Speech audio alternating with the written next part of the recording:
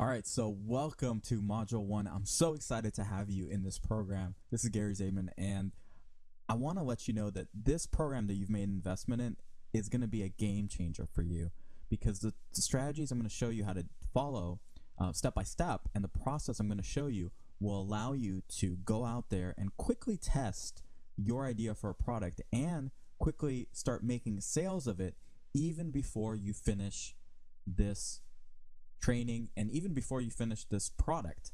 So that's the goal of this program, and I want to let you know that I'm going to be with you going through it and answering your questions and making sure that you get everything you need so that you can take action and get the results that you want. That being said, let's get straight into it and talk about what we're going to be focusing on this module 1. So here's what we're going to be talking about, and here's what you're going to discover in this training. We're going to talk about the big idea, which I just told you about. Niche selection. It's very important that you select the right niche. We're going to talk about what is a good niche, what is not a good one.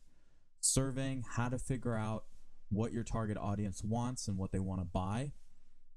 How to come up with a good name for your product. Some simple ways that you can go about doing that.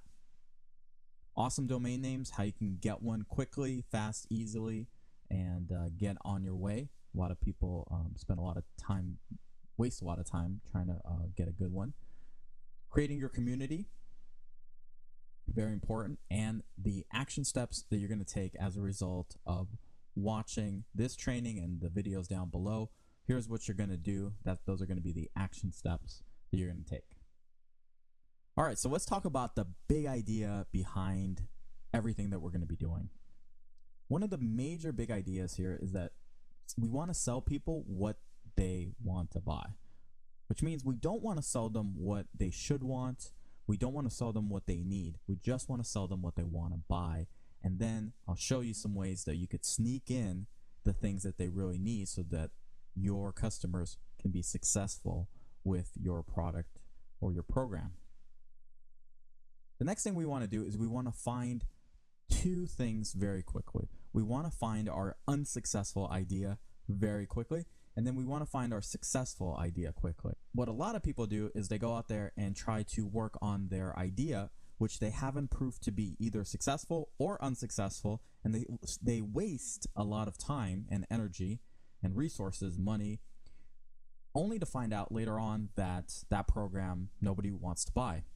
That might have happened to you in the past. I know it's happened to me in the past, which is really why I created this exact methodology. So point is, we want to test quickly and we want to fail quickly. And that's okay. That's good because the failure is going to allow us to come up with the winning idea. And it's very probable that your first idea might not be a hit. But the great thing is that you'll be able to quickly figure that out using this process that I'm going to be showing you. So I want to talk a little bit about how I came up with this strategy, just so you know. And the way that I did it was I was very frustrated about the way I was creating products. I never knew if people were going to buy them or not, and I was spending a lot of time and money trying to make them. So it was very disappointing when nobody wanted to buy. And that's what I want to save you from doing. So there's a company called P&G, and P&G actually has 16 billion-dollar brands that are different. You might have heard of some of them. Some of the brands they own are Bold, Spic, Span, Crisco, Crest, CoverGirl, Ivory Soap, and many, many, many others. And the way that they test products is with customers. They have test labs, and they never release a product unless they know it's a hit. And they're very successful at what they do, so I thought it'd be a good idea to model them. And that's actually how I came up with this whole strategy of working with people and customers before you create your finished product. By the way, a book you should check out is the P&G 99. You could look that up on Amazon. I would recommend picking that up.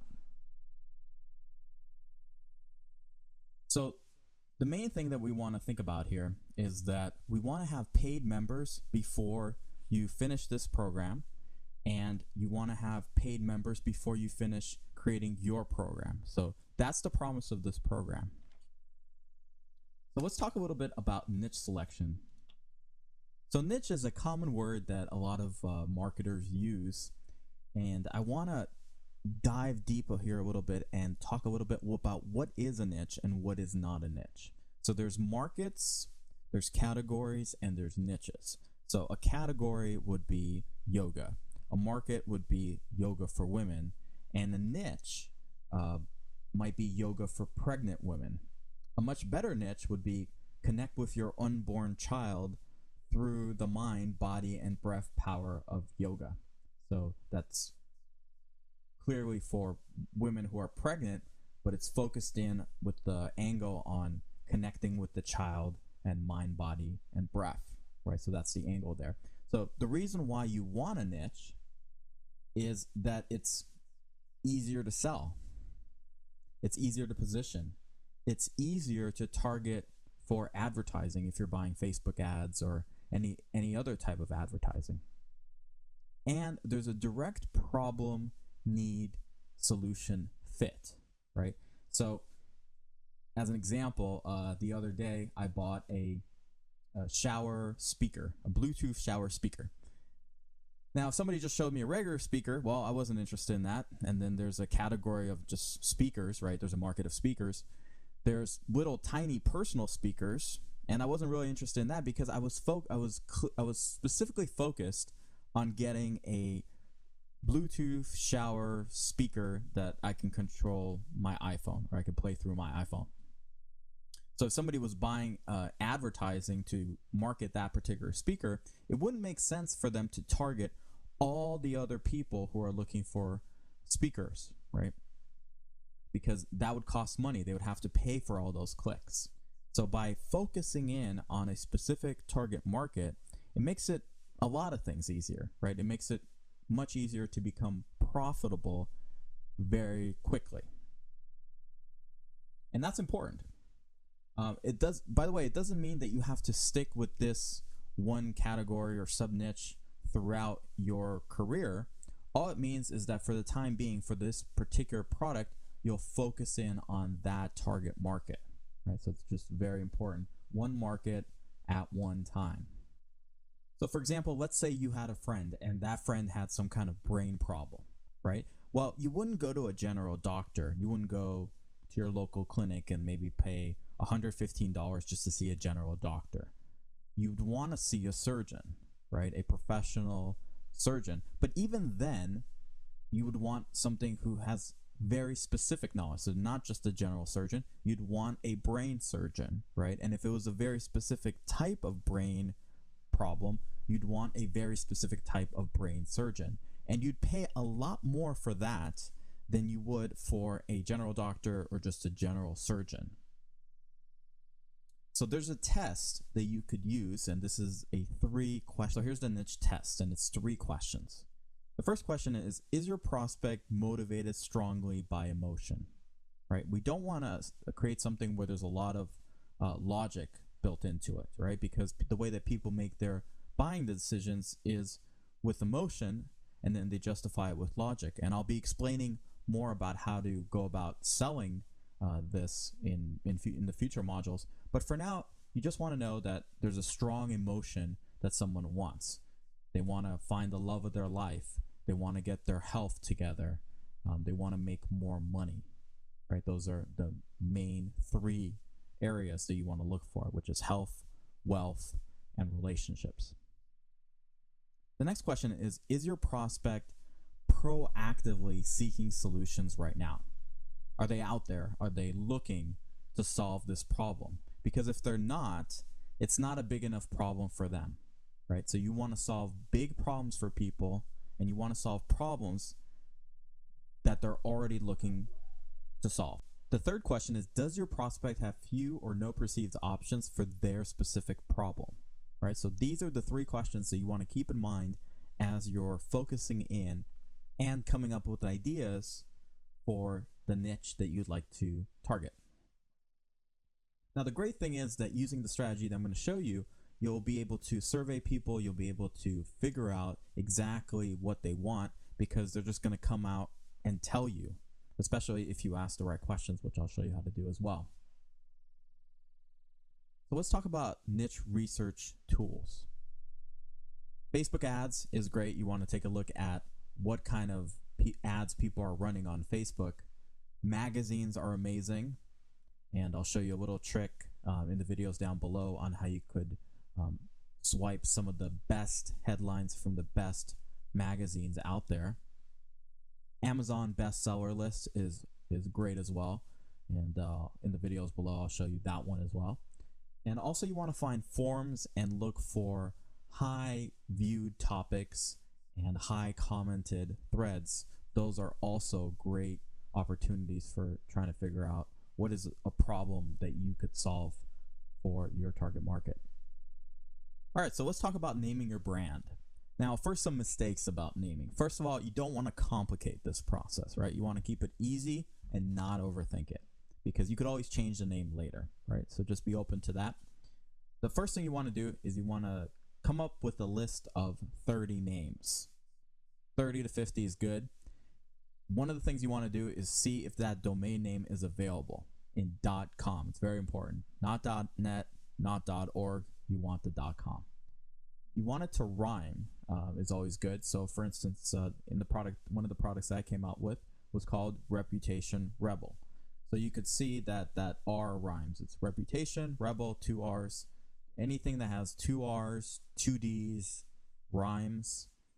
Another good way to come up with a name is to have the benefit implied in the name. So, lose 20 pounds and lose 30 pounds in 30 days. Well, 30 pounds might be a little too much to lose in 30 days, but you get the idea. Another thing you could do is add a formula or a system or a step-by-step, something on the end that lets people know that it's not just a collection of ideas. So the domain name for one of my products is Reputation Rebel System, because it's a system. And that's really what people want to buy. See, this program that you're going through right now is a system. And so that's why you've invested in it, because you don't want just a random collection of ideas. You want a step-by-step system or methodology that can get you to your desired outcome. And that's what your customers are going to want as well. So some resources that will help you. There's a great book that I highly recommend you pick up. It's called Words That Sell, and it's by Richard Bayan. You can definitely pick up that book. It's essential and has all these different words categorized by different niches.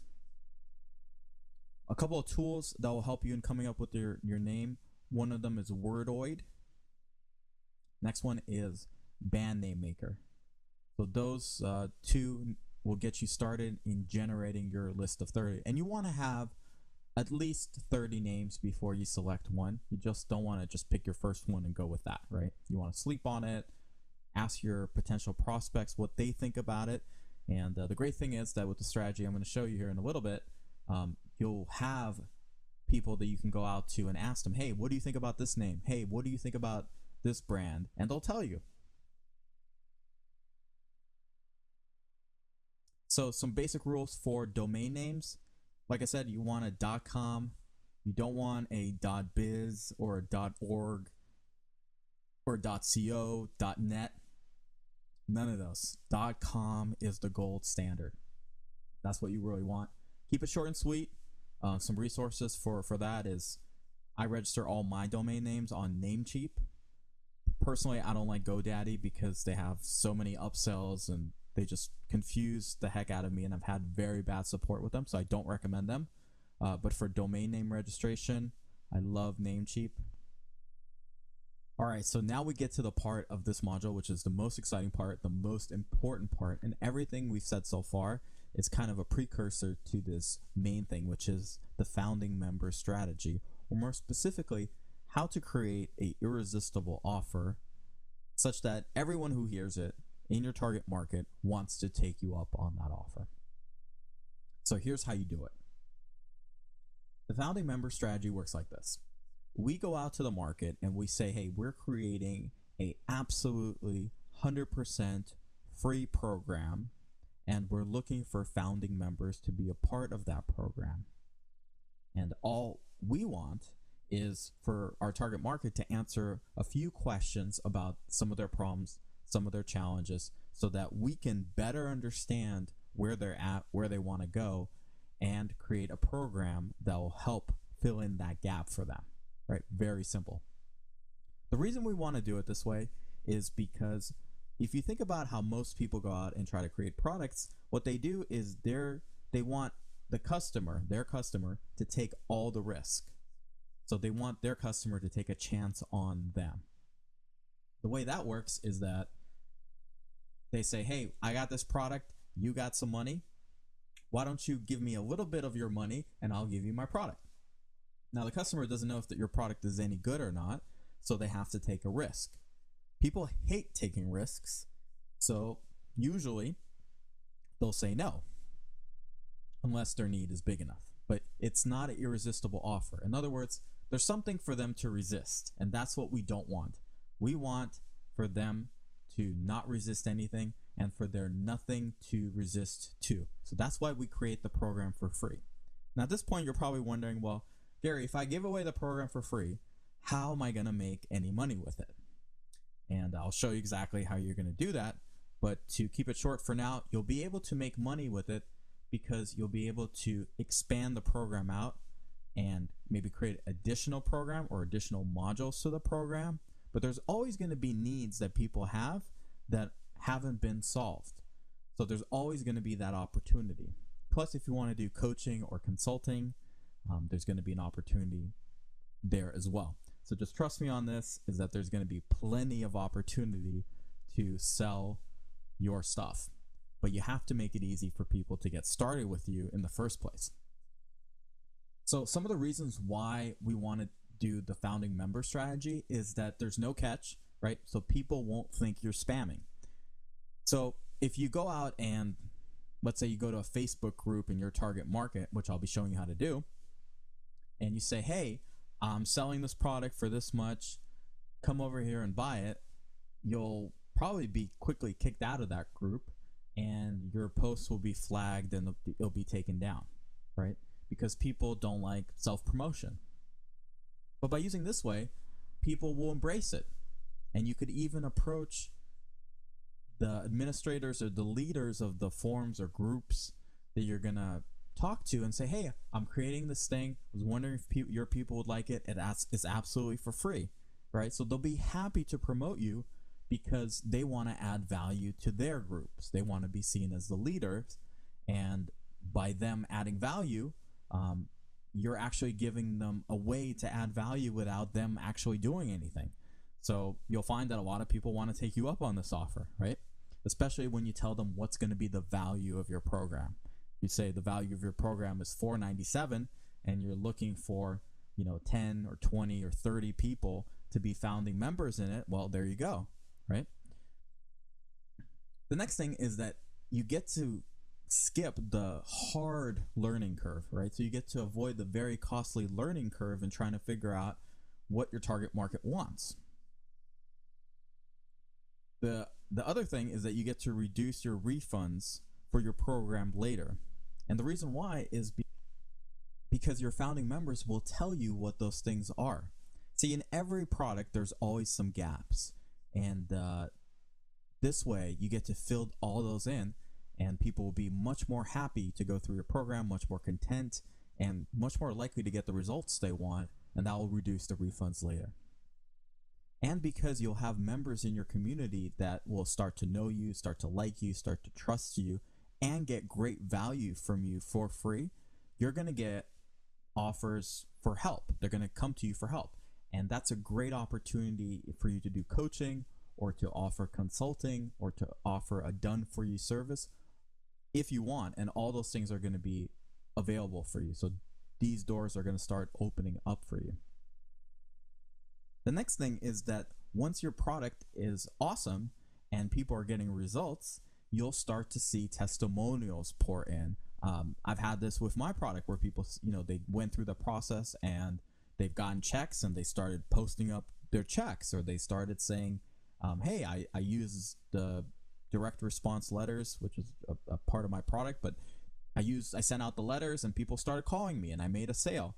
And that's going to motivate other people to want to do the same thing, especially if people that are not as smart as them are doing it. So it raises up everybody in the group because they start to see the success stories. And that's great for you because you'll be able to get on an interview with that person or screenshot their success story and add that to your marketing, add that to your sales letter. So it's really fantastic in that way.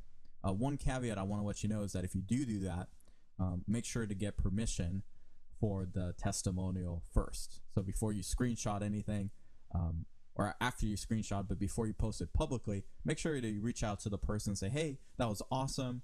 Would you mind if I share this with others? And most of the time, in fact, almost always, it's a yes, but you just want to make sure you get permission.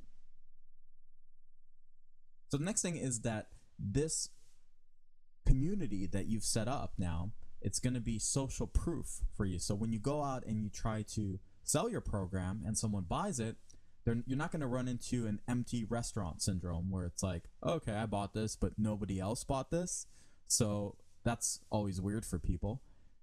But because you'll have a interacting kind of buzzing group of paid members, right, or founding members, you get to avoid that. So people join your program and they see, wow, all these other people joined the program, so it must be good. So that's a form of social proof. Ultimately, though, the strategy will allow you to create the best possible program that you could create, the most valuable possible program that you could create, and allow the people that you serve to get the best possible results. So it's a win-win for everyone that's involved. So in the trainings down below, I've included the exact questions that you're going to use to create your founding members' applications or surveys. I'm going to show you some examples of the surveys that I've done, and you could just copy those questions and model them and use them in your own market. You're going to go out and you're going to get 30 to 50 founding members to complete those, and you're going to create a closed member Facebook community where your target market will feel comfortable and can share some of their challenges, some of their problems, and then you can start helping them. So let's talk about where you can go to find these members, right? There's so many different ways, but I'll just give you a few here. Facebook groups, and in the video down below, I show you how to find those. Online discussion forums, Facebook ads, LinkedIn groups. That's just a start. There's tons and tons of ways to get free founding members, and that's a great part. So it's going to be very simple for you to follow and to get these people on board, and ultimately give your clients the best results possible. So community is a essential important element in the founding member strategy. So I want to talk to you a little bit about the VIP Facebook community that you're going to set up.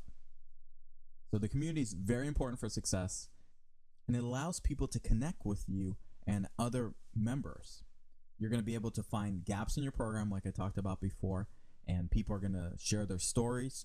You'll be able to create raving fans, right? Not just people that like you, but just people that love you and are really big fans because you're starting with the idea that you're lending them with the giving hand, right? And they're going to want to reciprocate later.